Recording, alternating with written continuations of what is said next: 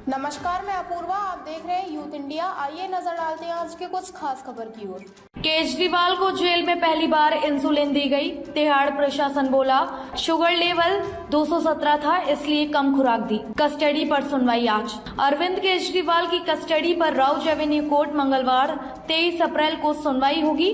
Court ने केजरीवाल को 1 अप्रैल से 15 अप्रैल तक के लिए जुडिशियल कस्टडी में भेजा था।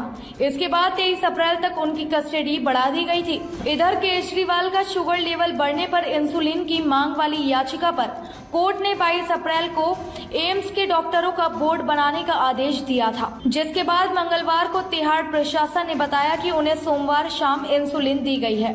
अधिकारियों ने कहा कि कम खुराक वाली इंसुलिन की 2 यूनिट दी गई, क्योंकि शाम 7 बजे उनका शुगर लेवल 217 हो गया था। एम्स की टीम ने कहा था कि स्तर 200 पार होने पर उन्हें कम खुराक वाली इंसुलिन दी जा सकती है। पतंजलि विज्ञापन केस में सुप्रीम कोर्ट में सुनवाई। रामदेव बालकृष्ण 3 बार माफी मांग चुके।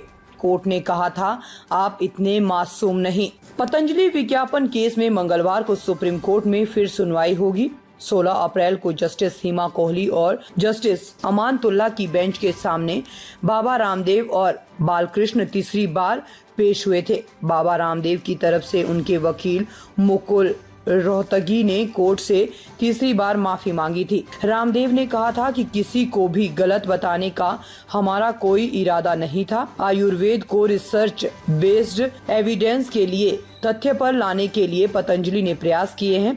आगे से इसके प्रति जागरूक रहूंगा। कार्य के उत्साह में ऐसा हो गया, आगे से नहीं होगा। इस पर कोर्ट ने कहा कि आप इतने मासूम नहीं हैं। ऐसा लग नहीं रहा है कि कोई हृदय परिवर्तन हुआ है। अभी भी आप अपनी बात पर अड़े हैं।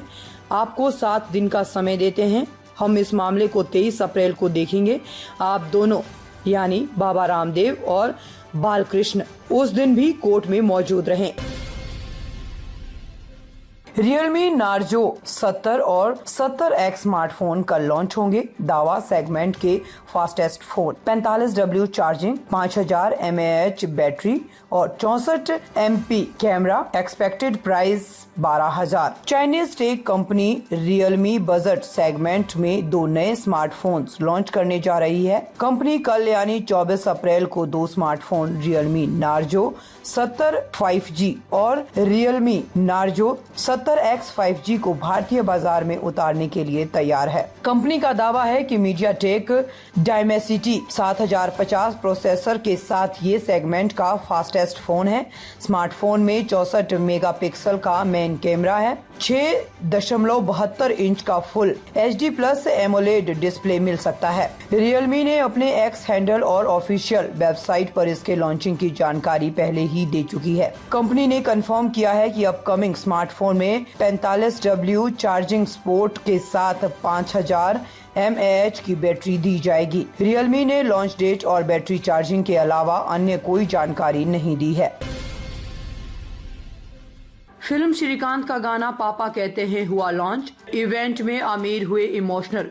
राजकुमार राव समेत सभी एक्ट्रेस ने नेत्रहीन बैंड के साथ गाया गाना। राजकुमार राव की अपकमिंग फिल्म श्रीकांत आ रहा है। सबकी आंखें खोलने के नए गाने के लॉन्च इवेंट में आमिर खान बतौर गेस्ट पहुंचे। सॉन्ग लॉन्च के मौके पर आमिर को इमोशनल होते देखा गया। दरअसल ये गाना 1988 में रिलीज हुई आमिर की फिल्म कयामत से कयामत तक के फेमस गाने पापा कहते हैं का नया वर्जन है। नेत्रहीन बैंड के लाइव परफॉर्मेंस को देखने के बाद आमिर खान इमोशनल होते हुए नजर आए। बैंड के साथ आमिर, राजकुमार राव, उदित नारायण समेत वहां मौजूद सभी लोग ये गाना गा रहे थे।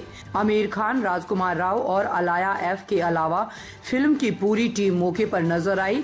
इवेंट की सबसे खास बात ये थी कि ये गाना नेत्रहीन बैंड द्वारा परफॉर्म किया गया। बता दें कि कयामत से कयामत के गाने को उदित नारायण ने गाया था और अब 36 साल बाद इस गाने का नया वर्जन आया है। इस इवेंट में खुद श्रीकांत बोला भी शामिल हुए।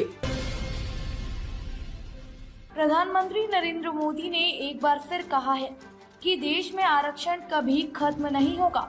उन्होंने राजस्थान के उनियारा, टोंक, सवाई माधोपुर लोकसभा में कहा कि कांग्रेस पार्टी की सोच हमेशा से तुष्टीकरण की राजनीति की रही है, वो दलित आदिवासियों को मिले आरक्षण को कम करके मुसलमानों को देना चाहती है। साल 2004 में कांग्रेस ने सबसे पहले आंध्र प्रदेश में SC/ST के आरक्षण में कमी करके मुसलमानों को रिजर्वेशन देने की कोशिश की गई। ये एक पायलट प्रोजेक्ट था जिसे बाद में पूरे देश में लागू करने की प्लानिंग थी, लेकिन मंसूबे कामयाब नहीं हो सके। इसके बाद 2011 में फिर से देश में इसे लागू करने की कोशिश हुई। कांग्रेस ने संविधान की परवाह नहीं की, लेकिन हमने ऐसा नहीं होने दिया। क्या कांग्रेस अब देश की जनता को वादा करेगी कि वो उस आरक्षण को मुसलमानों में नहीं बांटेगी?